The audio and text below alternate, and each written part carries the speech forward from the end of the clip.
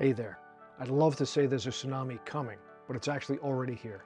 Artificial intelligence and all the things that are derived from it are poised to and are already changing everything about our society and how we interact with each other as human beings.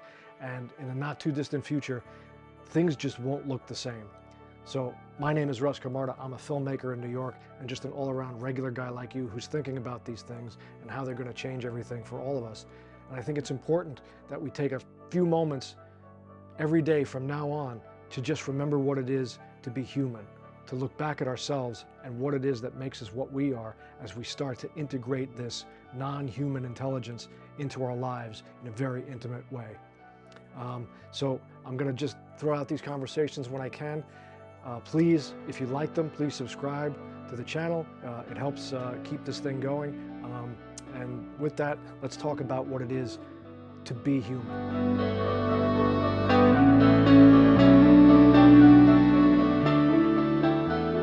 So what does it mean to be human?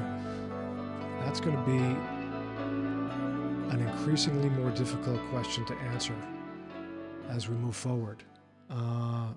Right now, we're at a strange point in history where the bottleneck between what most humans understand about what's happening in technology and what's actually happening is so tight and so difficult to navigate. I mean, from where I speak to you at this moment in history, there are so many people who have sort of peripheral knowledge or they've touched a little bit of AI with large language models like ChatGPT, et cetera, et cetera. But if you look at sort of general programming, general news report, interview shows, whatever, they're not really keyed into how incredibly massive a change that this is to who we are and what our society is going to look like in the very, very near future.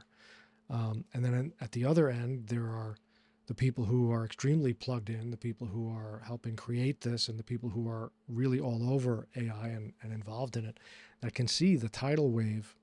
The change that's going to take place is not only societal, but it's economic. It's going to change every aspect of how we behave as human beings.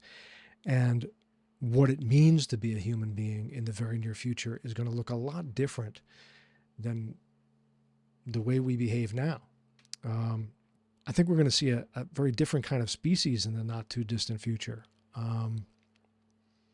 One that learns and behaves differently than the one we're used to. So at this point in history, we need to not only try and figure out how to adapt to the moving ocean of artificial intelligence and where it's taking us, but we have to kind of try and remember what it is we are as human beings, what it is to be human. David Chalmers in the mid-90s coined the phrase, the hard problem of consciousness.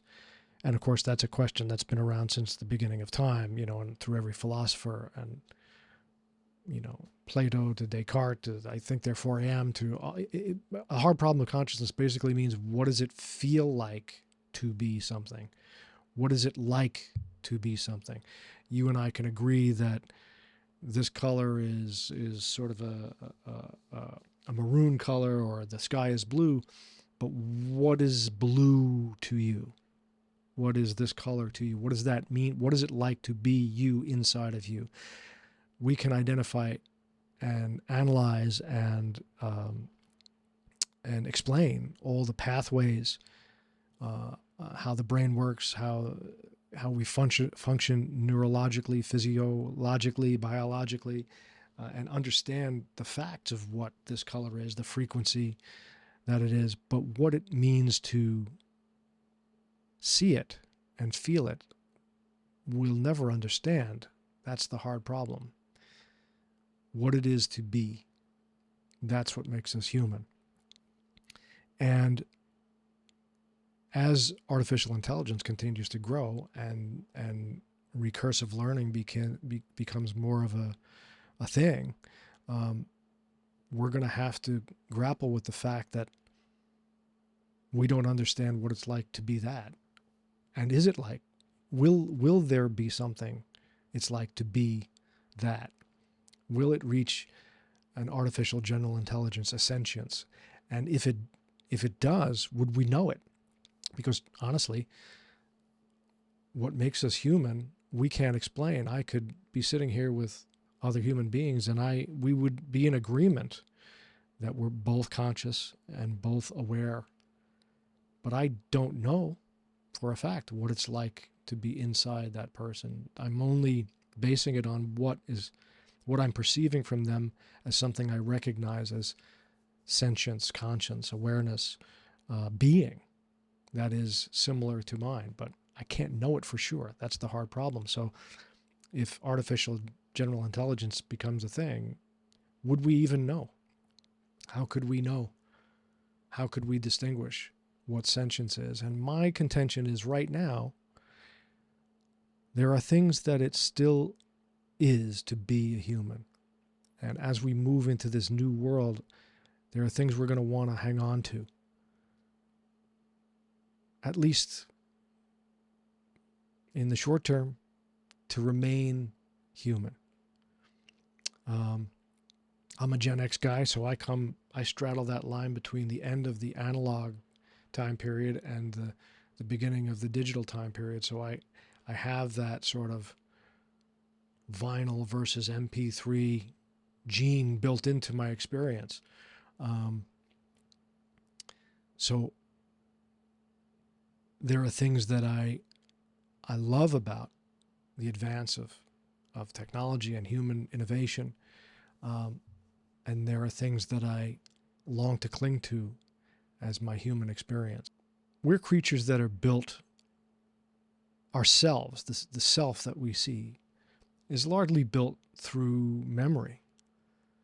You know, we come into this world from where we don't know. We have no knowledge of where we came from, what we were before we were here, if we were anything.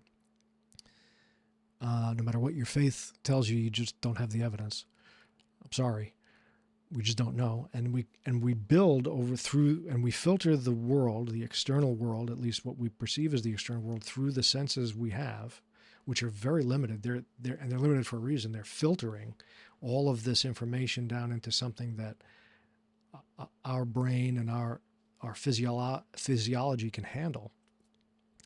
And we go through the experiences of this life building a self based on the memories of those central experiences and how we interpret that and how we organize it and remember it and then reactivate ourselves into it with the memory of where we were. We were constantly building and folding memory and sense perception into a sense of self, who I am. And because we're self-contained in these little bodies, everyone has this sort of pathway to build this self through experience. And we interact with each other and tell stories to each other to see in someone else a reflection of something we understand about ourselves, because we need to know we're not completely alone, that we're part of something bigger. That's how our interaction works as a humanity. And what's happening with artificial intelligence is very different. AI, first of all, it is building itself from us. It's a reflection of all our collective knowledge, all humanity's collective input into this world. And it's sort of recreating a version of ourselves through some new, incredibly fast processing. Will it find its own sense of self based on that? I don't know. I can only speculate. And what would that be like? Would it have fear? Part of what makes us so special is built into our existence is this existential fear of not being here. You know, it's part of everything you do.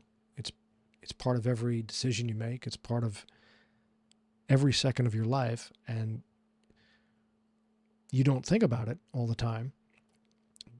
And that's a good thing, because you wouldn't be able to function.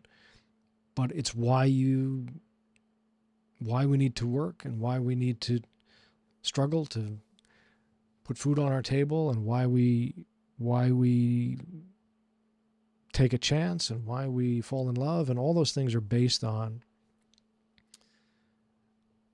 this existential fear of non-existence that you're constantly